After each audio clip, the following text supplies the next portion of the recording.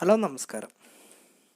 Hello നമസ്കാരം. ഇന്നത്തെ ക്ലാസ്സിൽ നിങ്ങളുടെ മുമ്പിൽ അവതരിപ്പിക്കാൻ പോകുന്നത് ജാവാസ്ക്രിപ്റ്റ് ഡേറ്റ് പേഴ്സ് എന്ന മെത്തേഡിനെ കുറിച്ചാണ്. ഓക്കെ, ഡേറ്റ് പേഴ്സ് മെത്തേഡ് ഉപയോഗിക്കുന്നത് എന്തെന്ന് വെച്ചാൽ നമ്മളൊരു സ്പെസിഫിക് ആയിട്ടുള്ള ഒരു ഡേറ്റിനെ സ്ട്രിങ്ങിലേക്ക് കൺവേർട്ട് ചെയ്യുക. ആ സ്ട്രിങ്ങിലേക്ക് കൺവേർട്ട് ചെയ്യുമ്പോൾ തന്നെ നമുക്കത് കിട്ടുന്നത് ഒരു മില്ലി സെക്കൻഡിലായിരിക്കും.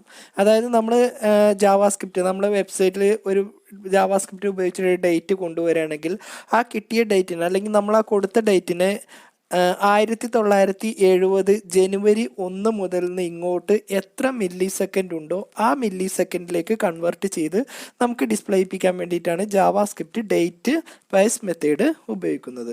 ഇനിയിപ്പോൾ നമ്മൾ കൊടുത്ത ഡേറ്റിൽ എന്തെങ്കിലും മിസ്റ്റേക്കോ അല്ലെങ്കിൽ എററോ ആണെങ്കിൽ NaN, അതായത് നോട്ട് എ നമ്പർ എന്നൊരു ഔട്ട്പുട്ട് അല്ലെങ്കിൽ എറർ മെസ്സേജ് ആയിരിക്കും നമുക്ക് ഡിസ്പ്ലേ ചെയ്യിപ്പിക്കുക. ഓക്കെ, ഇങ്ങനെ നമ്മൾ കൊടുക്കുന്നതുകൊണ്ടുള്ള ഉപയോഗം എന്തെന്ന് വെച്ചാൽ നമുക്ക് രണ്ട് ഡേറ്റുകൾക്കിടയിലുള്ള, അതായത് ഫസ്റ്റ് ഡേറ്റ് മുതൽ നമ്മൾ രണ്ടാമത് കൊടുക്കുന്ന ഡേറ്റ് വരെയുള്ള നമ്പേഴ്സിൻ്റെ അവേഴ്സ്, അതേപോലെ ഡേറ്റ്, മന്ത്സ്, ഇങ്ങനെയുള്ള കാര്യങ്ങളൊക്കെ വളരെ ഈസി ആയിട്ട് കാൽക്കുലേറ്റ് ചെയ്യാനൊക്കെ കഴിയും. അപ്പോൾ ഇതിന് ഉപയോഗിക്കുന്ന സിൻടാക്സ് എങ്ങനെയെന്ന് വെച്ചാൽ ഡേറ്റ് നമ്മൾ കൊടുക്കുന്ന ഡേറ്റ് ഡോട്ട് പേഴ്സ്, എന്നിട്ട് ഡേറ്റ് സ്ട്രിങ് ഏതാണോ നമ്മൾ കൊടുക്കാൻ ഉദ്ദേശിക്കുന്ന ആ ഡേറ്റിൻ്റെ പേര് നമുക്കിവിടെ ചേർത്ത് കൊടുത്താൽ മതി. അപ്പോൾ ഇത് ഉപയോഗിച്ചിട്ട് നമുക്കൊരു എക്സാമ്പിൾ ചെയ്ത് നോക്കാം. അപ്പോൾ നമ്മളിവിടെ ഒരു എക്സാമ്പിൾ കുറച്ച് കാര്യങ്ങൾ ടൈപ്പ് ചെയ്തിട്ടുണ്ട്. HTML സ്റ്റാർട്ട് ചെയ്തു, അതിനുശേഷം ഹെഡ് എന്ന് ചേർത്ത് കൊടുത്തു. അതിനുശേഷം നമ്മളിവിടെ വന്ന് ഒരു മെസ്സേജ് നമ്മളിവിടെ സ്ക്രീനിൽ ടൈപ്പ് ചെയ്ത് കൊടുത്തിട്ടുണ്ട്. എന്ത് മെസ്സേജാണോ വേണ്ടത് അത് നമുക്കിവിടെ വന്ന് ടൈപ്പ് ചെയ്ത് കൊടുക്കാം. ഓക്കെ, എന്താണോ എന്ന് മുതൽ എത്ര മുതൽ വരുന്നു എന്നുള്ള ഡീറ്റെയിൽസുകളൊക്കെയാണ് ഇവിടെ നമ്മൾ കൊടുത്തിട്ടുള്ളത്. അതൊന്നും നമ്മൾ നോക്കുന്നില്ല. ഇനി നമ്മളിവിടെ വന്ന് സ്ക്രിപ്റ്റ്, നമ്മുടെ ജാവാസ്ക്രിപ്റ്റിലെ പ്രധാനപ്പെട്ട ഭാഗമാണ് സ്ക്രിപ്റ്റ്. ഇതിൽ നമ്മളൊരു വേരിയബിൾ ഡിക്ലെയർ ചെയ്തു. വേരിയബിളിൻ്റെ പേര് D1 എന്ന് ചേർത്ത് കൊടുത്തു. ഓക്കെ, ഇതിൻ്റെ ഉള്ളിൽ നമ്മളൊരു ഡേറ്റ് ഇവിടെ ചേർത്ത് കൊടുത്തിട്ടുണ്ട്, ഒരു സ്പെസിഫിക് ആയിട്ടുള്ള ഡേറ്റ് ജൂൺ 19, 2020. ഏത് ഡേറ്റ് വേണമെന്നുണ്ടെങ്കിലും നമുക്കിവിടെ ചേർത്ത് കൊടുക്കാം. അതിനുശേഷം എന്ത് ചെയ്തു, വേറൊരു വേരിയബിൾ കൂടി ക്രിയേറ്റ് ചെയ്തു M1, എന്നിട്ട് ഈക്വൽ ടു ഡേറ്റ് പാസ് എന്നുള്ള ഫംഗ്ഷൻ ഉപയോഗിച്ചു. അതായത് നമുക്ക് ഇപ്പോൾ ഈ കൊടുത്ത ഡേറ്റിനെ നമ്മൾ മില്ലി സെക്കൻഡിലേക്ക് കൺവേർട്ട് ചെയ്യാൻ വേണ്ടിയിട്ടാണ് പാസ് ഉപയോഗിക്കുന്നത്. എന്നിട്ട് D1 എന്ന് ചേർത്ത് കൊടുത്തു. നമുക്കിവിടെ കൊടുത്ത D1 ആണ് നമുക്ക് ഇവിടെ ചേർത്ത് കൊടുത്തിട്ടുള്ളത്.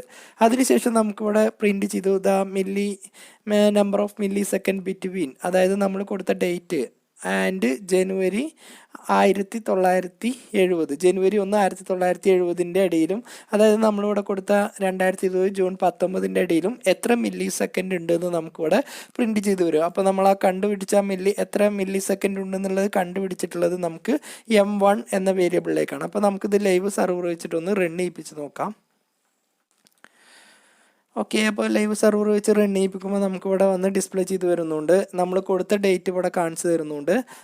അതേപോലെ തന്നെ നമുക്ക് ഏത് മുതലാണ്, അതായത് ജനുവരി 1, 1970 മുതൽ ഇത്രയും ഡേറ്റ് വരെ നമുക്ക് ഇത്രയും മില്ലി സെക്കൻഡാണ് വരുന്നത്. ഇതിപ്പോൾ നമ്മളൊന്ന് റീഫ്രഷ് ചെയ്താലും നമുക്കിവിടെ ഒരു മാറ്റമൊന്നും വരില്ല, കാരണം നമ്മൾ ഈ രണ്ട് സ്പെസിഫിക് ഡേറ്റ് ആണ് കൊടുത്തിട്ടുള്ളത്. അതിൻ്റെ ഇടയിൽ എത്ര മില്ലി സെക്കൻഡാണ് വരുന്നത് അതാണ് നമുക്കിവിടെ വന്ന് ഡിസ്പ്ലേ ചെയ്ത് വരുന്നത്. ഓക്കെ, അപ്പോൾ അത് കറക്റ്റായിട്ട് വരുന്ന ആൻസറാണ് നമുക്ക് ഇവിടെ ഡിസ്പ്ലേ ചെയ്ത് വരുന്നത്. ഇനി ഒരു എറർ വരികയാണെങ്കിൽ നമുക്ക് എങ്ങനെ ഡിസ്പ്ലേ ചെയ്യണം എന്നുള്ളതാണ് അടുത്ത എക്സാമ്പിളായിട്ട് ഇവിടെ കാണിച്ചു തരുന്നത്. ഇവിടെ ജൂൺ 39 എന്നാണ് കൊടുത്തിട്ടുള്ളത്. ഇതൊരു ഇൻവാലിഡ് ഡേറ്റ് ആണ്, ഇങ്ങനെ ഒരു ഡേറ്റ് ഒരിക്കലും ഉണ്ടാവില്ല.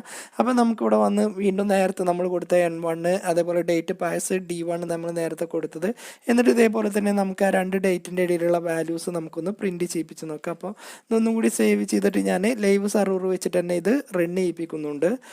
ഓക്കെ, അപ്പോൾ ഇത് നമുക്ക് റൺ ചെയ്യിക്കുമ്പോൾ നമ്മളിവിടെ കൊടുത്ത ഡേറ്റ് ഇവിടെ തന്നിട്ടുണ്ട്, അതേപോലെ തന്നെ ഏതുവരെ. അപ്പോൾ പിന്നെ ഔട്ട്പുട്ടായിട്ട് നമുക്കിവിടെ കിട്ടുന്നത് NaN ആണ്, നോട്ട് എ നമ്പർ എന്നുള്ള ഔട്ട്പുട്ടാണ് നമുക്കിവിടെ ഡിസ്പ്ലേ ചെയ്ത് വരുന്നത്.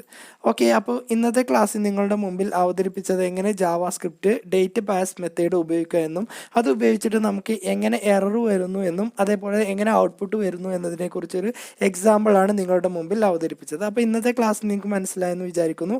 അടുത്തൊരു ക്ലാസ്സുമായിട്ട് നമുക്ക് വീണ്ടും കാണാം.